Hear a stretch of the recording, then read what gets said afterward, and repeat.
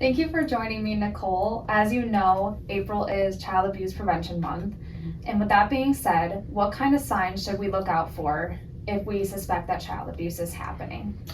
So I would definitely say any major changes that we see with a child.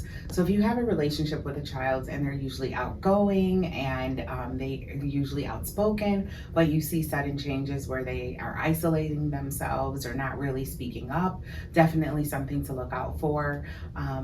Also, if you see major shifts in like school attendance, if they're absent more often than usual, things to look out for. But really, it's having an established relationship and seeing any major changes in their demeanor. Explain how Child and Family Services can help those who have experienced child abuse, whether it's a child or an adult who experienced abuse as a child. So Child and Family Services has amazing counseling services.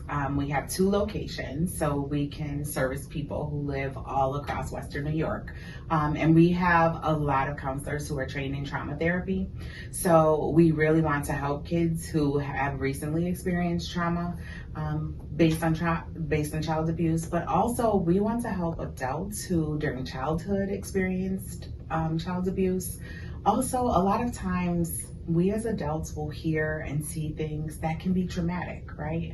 And we'll think because we weren't the victims ourselves that we don't need help, but we do need help. We need to talk to someone who specializes in this area that can help us work through this. So I would say reach out. We can get people in as early as 6 days from the time that they call. So reach out for counseling for sure.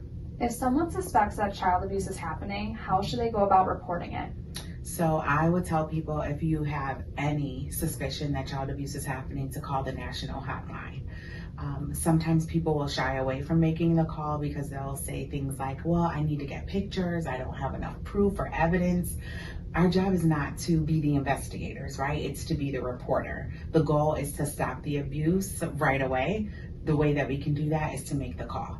So call right away, help the kids that are in those situations, and then let the investigators investigate what's happening. Thank you so much, Nicole. You're welcome. Thanks for having me.